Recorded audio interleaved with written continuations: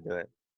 Okay. Hey everybody, my name is Connor Wade here with the Wildcat Wrap-Up. We've got another virtual interview for you today. You can watch these on our YouTube channel. Subscribe to that also if you haven't already. Our Facebook page will have it as well. Make sure you like and follow us on Facebook, Twitter, and Instagram at the Wildcat Wrap-Up so you can stay updated on everything that we do. So today we're talking to Marion High School Athletic Director and Assistant Principal, Mr. Ryan Goodisky. Mr. Goodisky, it's been a while since we've done this. How have you been holding up during this time? Pretty good, Connor. I hope you're doing well, and it's definitely some strange times that we're currently going through. And like you said, it's been a minute since we've all seen each other. And if memory serves me right, it was regional championship night, March 6th, and that's a pretty good memory right now that I think is staying with a lot of us considering the times. Absolutely. Well, I know you're probably in contact with the IHSA probably almost on a daily basis and getting updates. And they say some stuff every now and then, but kind of tell athletes and parents and anybody that needs to know what's the current status of spring sports. Currently, the goal, I think, just according to the IHSA, is to return March 1st. And to be honest with you, Connor, I haven't had much contact with the IHSA, and I think a lot of athletic directors would say the same. The IHSA is staying pretty quiet, to be honest with you, and rightfully so, because I'm sure they don't want any, information to leak out that could be misleading or misinforming. So they're being pretty tight-lipped. But I will say this, I commend them on the job and how they've handled this situation. If you pay any attention on Twitter to some of the other states in the Midwest that neighbor us, such as Indiana and Missouri, they've already canceled their school year. They've canceled spring sports altogether. Some of them did it a couple weeks ago. So I commend the IHSA on just really trying to give our kids and our schools a chance and some hope that maybe we could possibly have a little bit of a spring season, even if it does go through the month of June. So they've done a good job, but, they're staying pretty quiet. Yeah, so, you touched on that there briefly. If we do have a spring season, how much will it go into June? I honestly don't know, but I know they have talked about possibly through the entire month with I guess, the state championships concluding that last week of June. I know they don't want to go past July 1. July 1, in terms of the IHSA and the IHSA calendar, is really when you kind of literally turn the page and you start looking forward to the next school year and fall sports. So I'm hoping that we can get a little bit of a regular season. I've reached out to conference ADs in the South 7 a few weeks ago and just trying to brainstorm some ideas if we do get a little bit of a season. I think it'd be very important to our schools to at least get in some conference championships. Baseball and softball will be the trickiest. But when you think of track and tennis and some of the other spring sports, those are pretty easy to get in conference championships. But we have been discussing those ideas and hopefully we can get it in, but I'm pretty sure that our kids would also want to compete in the state series and have a chance to win a regional, sectional, super sectional, or state title. And just so all our kids know and our parents know, I actually had to fill out a 4-question survey that was sent out to all the IHSA schools last Friday. And basically they asked 3 questions on, is Marion High School willing to take part in spring sports if it's allowed? And of course I said absolutely yes. I want to give our kids every chance, and especially our seniors, to compete this year if we can. So what do you say to those seniors that maybe needed this spring season as a chance to make that last push to play in college, or even the younger athletes that really wanted this season to as a part of putting together a strong high school career, and now their season's in jeopardy. What do you say to them to comfort them during this time? Yeah, I've went through a wide range of emotions myself, Connor, and in terms of advice, I'm kind of this week. Last week I was really frustrated, I think is the best way to put it. It was really hitting me pretty hard. I was kind of in a funk. I even told my wife, she told me I was moody, and, I was just thinking of the whole situation, and especially our seniors. You get one life, and you only get one chance to take part in some of these moments and these memories. And I had a chance to go through all that and take part in those moments. And I cherish those memories, and to know that our seniors aren't going to get that moment. Hang on a second. I got a little one here, Connor. Mm-hmm. Not right now. Okay. Here in a little bit. She's wanting to play with a pink slime. You can see, hey, I'm staying busy being a dad, but no, back to what I was saying is, in our lives, you only get one chance to be a senior, and to have a senior prom and a graduation and a senior season, whatever that season might be. And, I just been flashing back to my own senior year, and I've got a lot of great memories. And man, I can still remember my senior prom, and I can remember my senior graduation.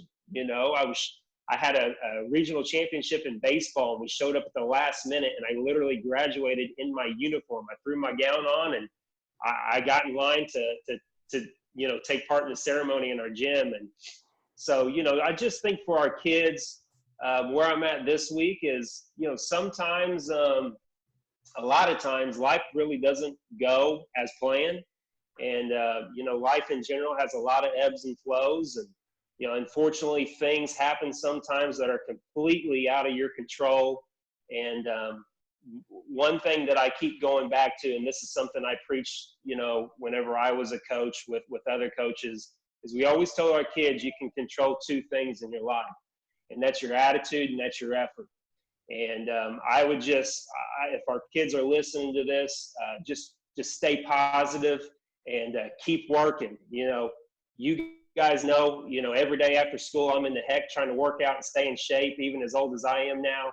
And I'm doing the same thing at home. I'm doing home workouts, and I'm running my subdivision, and I don't even have a sport to play. But, find a way to get it done at home, stay safe, stay healthy, and be positive, and we'll see how this thing plays out. And you know what?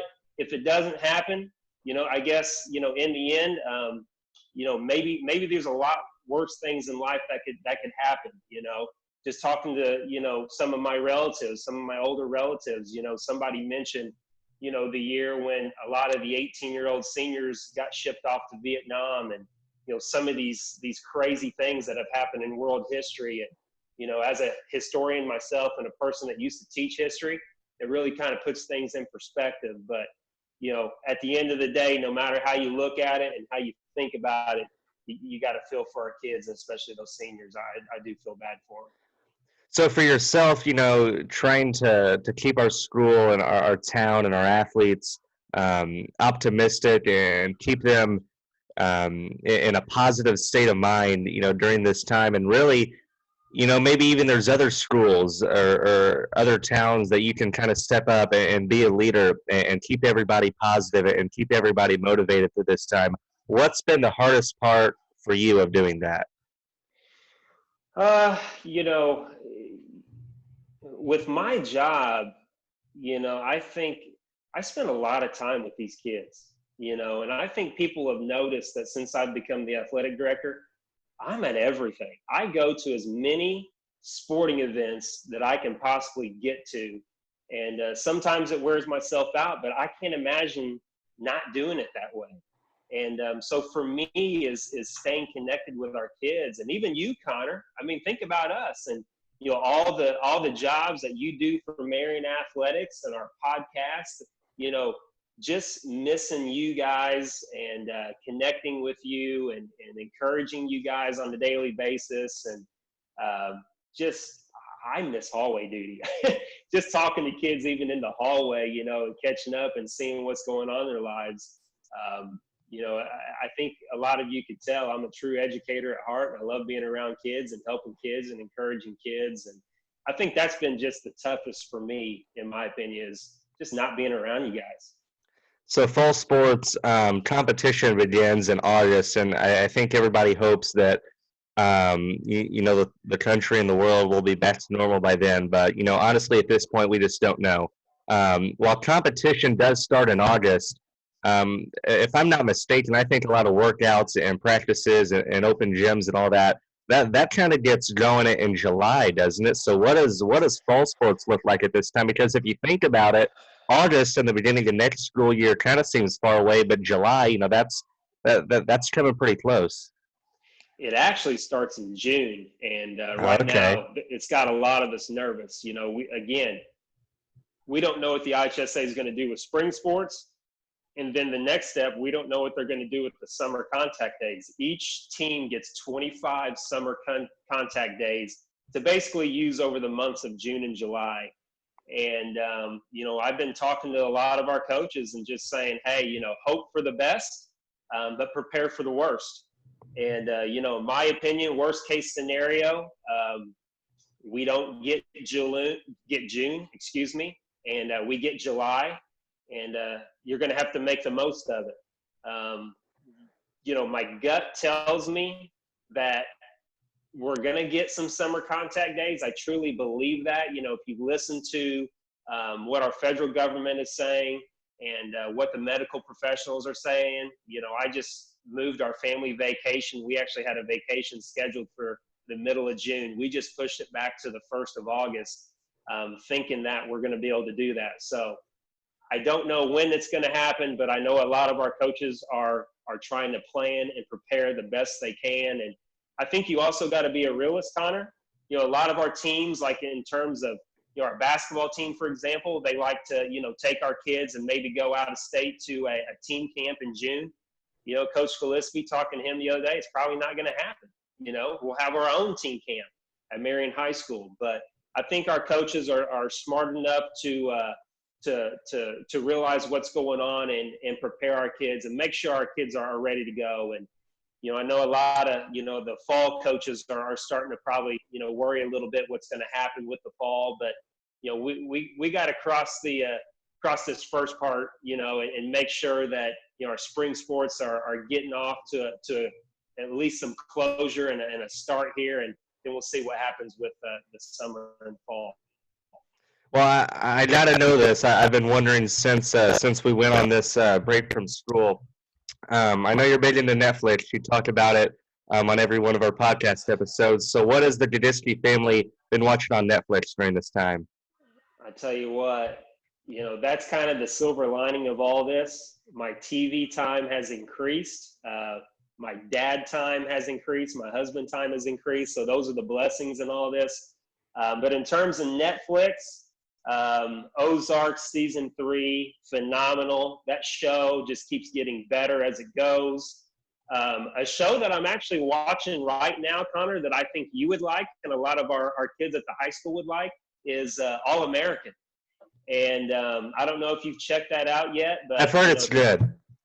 It is. It's about a young man who grew up in Crenshaw, and a coach, basically took him in under his wing and actually took him into his house and moved him to a different high school. And I'm about halfway through the season, but I can kind of tell where this is going. But it's kind of cool because it's really kind of, nostalgia for me. It kind of takes me back to high school and all the things you experience between, sports and school and high school drama and boyfriends and girlfriends and parents and all those things. So that's a show I'm watching right now that seems to be pretty good.